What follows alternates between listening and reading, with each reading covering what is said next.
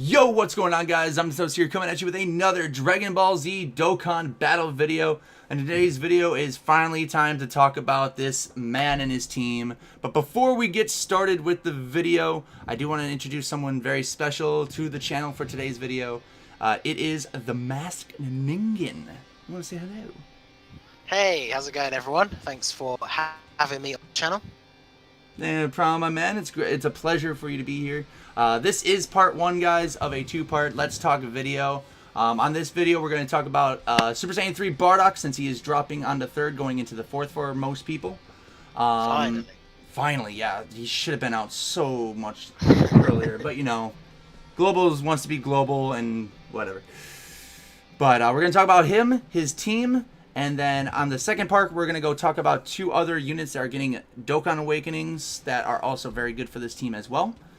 So make sure you go check out the Masked NINGEN's channel after this one. I'll leave a link in the description down below for that video.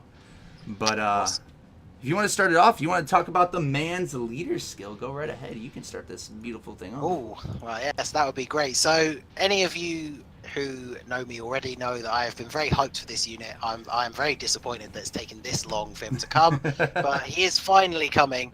So we have Super Saiyan 3 Bardock. He is, of course, the Super Saiyan 3 category leader. He's very similar to Angel Golden Frieza in that he gives 130% to HP and 170% to attack and defense, which is a great balance for stats. He also has a very, very good secondary leader skill.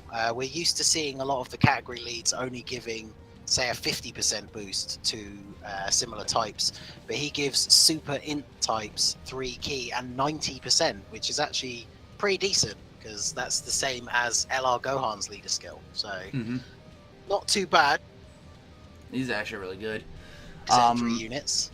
And of course, his super attack is Rebellion Edge. I believe that I do have the Dokkan version of this. Yes, I do.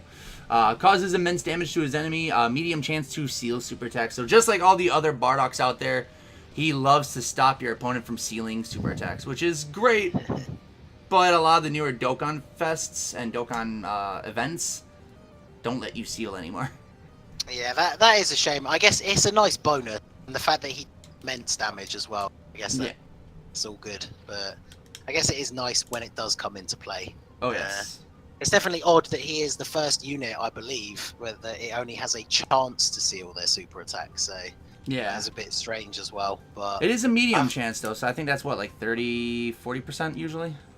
Yeah, I think so. Something like that. So, not bad, but again, like you say, there's a lot of events now where that won't come into play. But fortunately, that's not his main role, so exactly, it's not too much of a detriment to him. So his passive skill is he gets attack and defense plus 100% when performing a super attack. So he is one of those units that, like Super Saiyan 4 Gogeta, he will tank a lot better after he supers.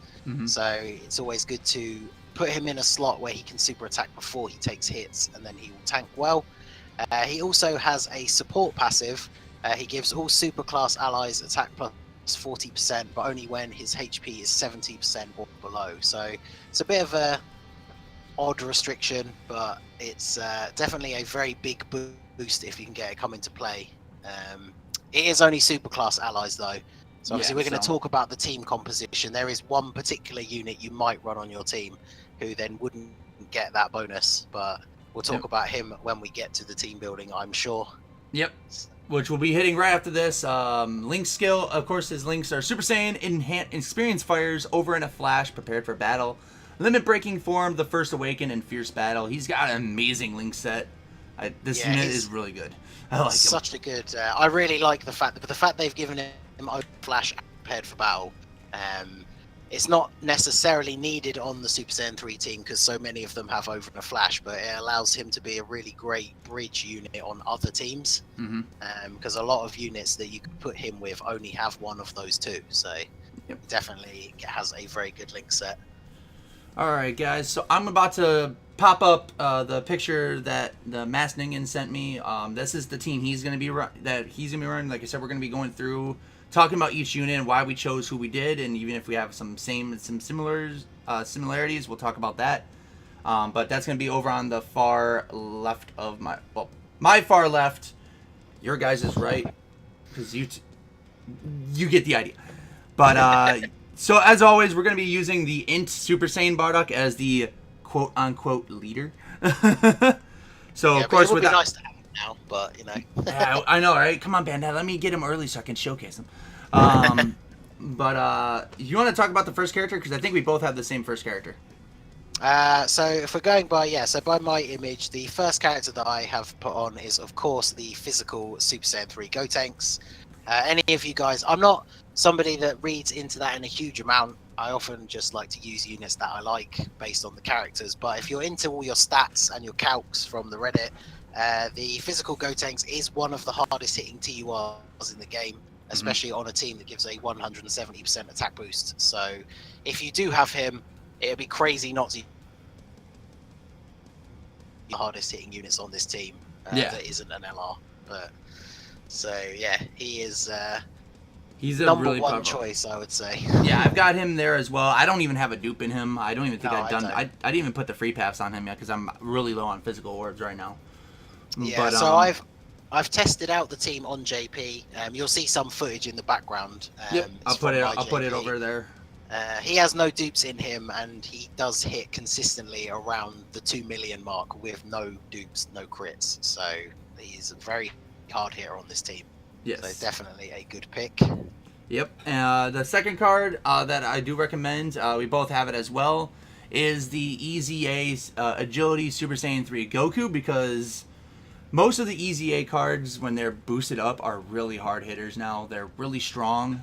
Of course, he was the original AGL Godly, if you guys know. With his Extreme Z Awakening, he gives a 120% boost to his attack for 7 turns now. Plus 70% defense, so he can tank a little bit and deal damage. And, of course, with all the awesome Super Saiyan 3 links, he's going to link up with any of them very, very well. So, I mean, by the time you beat an event, you don't have to really worry about that turn restriction. Because I'm pretty sure with that attack boost and all the links, you're going to get through that event before the 7 turns runs up. Yeah, that's a very good point. Plus, his EZA does give him up to immense damage as well. So that's true. Yeah, they did get a boost up crazy hard. So got that extra multiplier. So the next unit, this is where we had our first difference. I was going to say I haven't seen your team build, but this is a unit that a lot of people talk trash about. I really like him I like him from a design point. I do like what if characters. But yeah, I have picked Super Saiyan 3 Broly. So he is the only extreme character. So that was the point I made about Bardock's passive. So sadly, he won't be affected by that. But he is a very hard-hitting unit.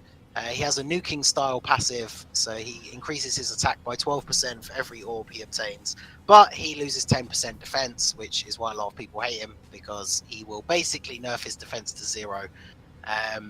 But he will hit incredibly hard, and I feel like one of the reasons why they gave Bardock both Over in a Flash and Prepared for Battle was to help the Super Saiyan 3 Broly fit onto that team, because he has Prepared for Battle but not Over in a Flash. So I would definitely run as one of my rotations my Super Saiyan 3 Bardock, well, whichever one's better, mine or the friend, and then this Broly, so they can link well together. Bardock can hopefully tank the hits, and then Broly can feel free to pick up as many orbs as possible and hopefully not get hit. I know any of you guys who know me know I like to give everyone 3 dodge. Broly is a unit that I've actually given 6 dodge to, and it's come in clutch a couple of times. So it gives you the opportunity to pick up a bunch of orbs, and he will hit incredibly hard. So on this team under the 170%, he is definitely going to do a lot of damage. He is going to get hit a lot harder. You could argue that he's not optimal, but I think he's fun to put on the team, so I put him in. Yeah. So you said that was our first difference. That's our first difference. Yeah, that is our first difference. For my slot, of course, I'm putting in my Super Saiyan 3 Angel Goku. He is just a beast of a unit. Causes immense damage with a rare chance to stun. So, you have that chance to stun, which is awesome for him. He has a really big attack boost. He starts with 120%? I'm actually looking at the card right now on my phone. Yeah, it's attack plus 100% on his percent, and then he gets an additional 20% per rainbow key he grabs. So, you know, you can get up to almost, I think it's like 220 attack buff, which is amazing if you give him all the rainbow orbs. He links really well with Bardock, as every Goku does. I don't get me wrong, I would put Super Saiyan 3 Broly in there as well, because I agree with you. I love what ifs. So, and Broly is a great unit to use. I wouldn't even say he's not optimal for it, because he's still a Super Saiyan 3 unit. Yeah. And, you know, Global not having a few units that we'll mention, we'll probably bring them up in your side of the video more. So Yeah, we can talk about it a little bit more. Yeah. But, you know, we're kind of limited on what we can use. So, I mean, Broly is not a bad choice in any way, shape, or form. The only reason I'm putting my Goku in there is because he's 90% of the dupe system.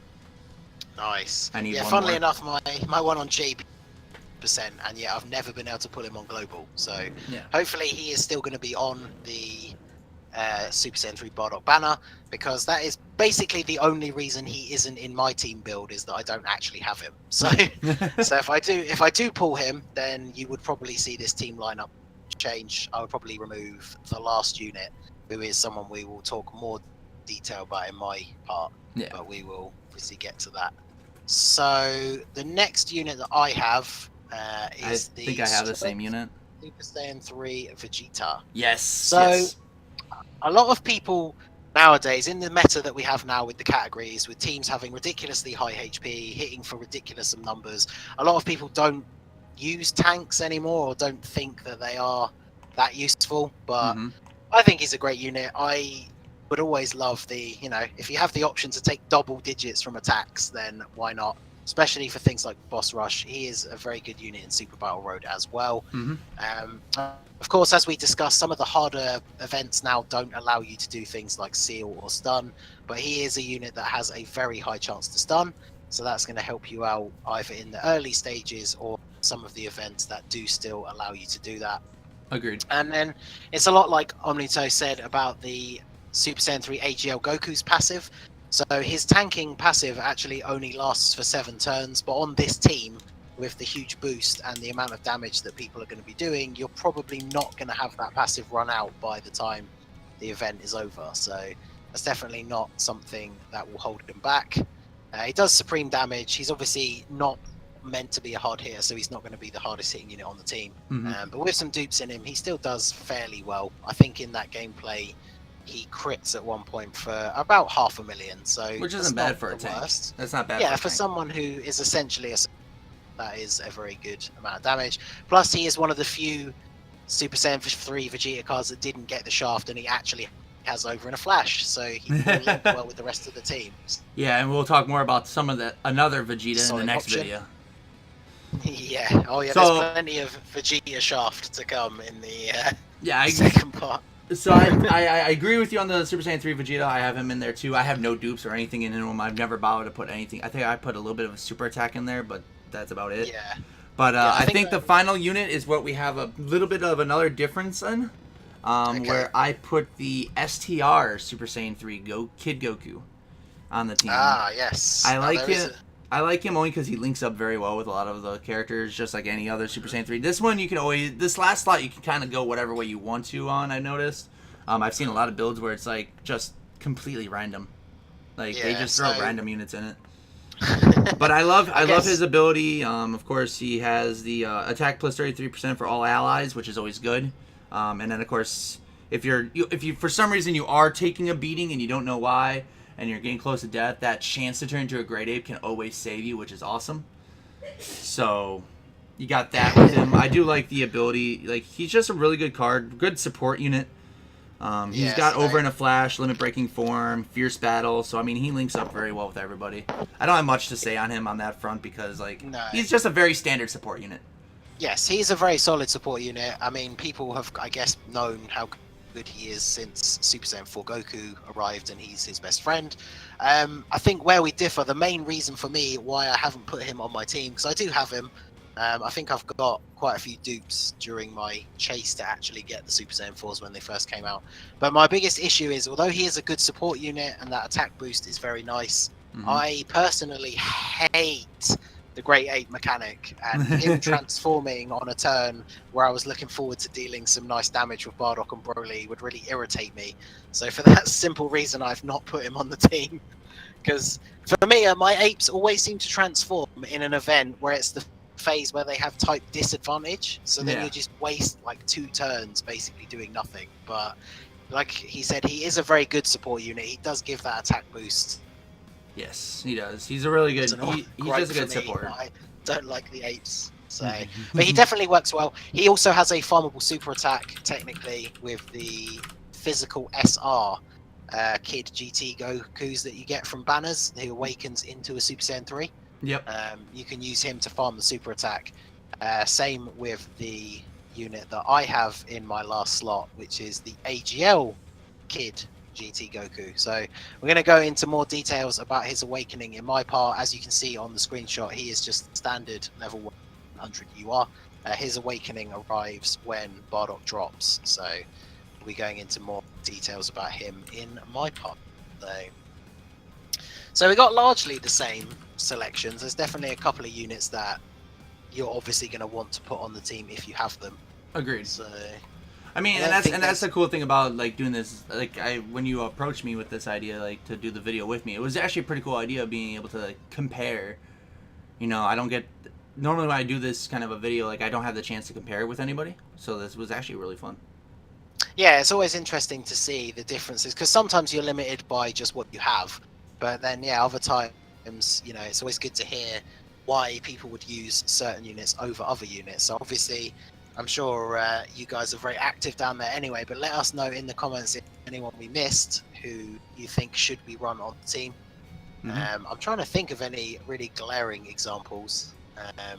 I think the only one... Well, again, there's a shout out I do want to make, of course, if you have him. Like, these videos I stay away from. I stay away from doing LRs because not everybody can pull an LR. It's very, very rare to do so.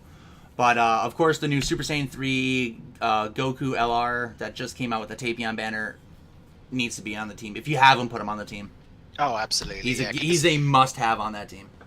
Yeah, so he will replace the AGL Super Saiyan 3 Goku that we're both using because they have the same name. But he is one of the hardest-hitting units in the game. And this team, he's going to do crazy damage. He's very beasty. So, but, imagine if you have him on with the Super Saiyan 3 GT Goku strength support and Bardock's passive active. Oof. Yeah, that's gonna be that should be a one shot. That should be a one shot.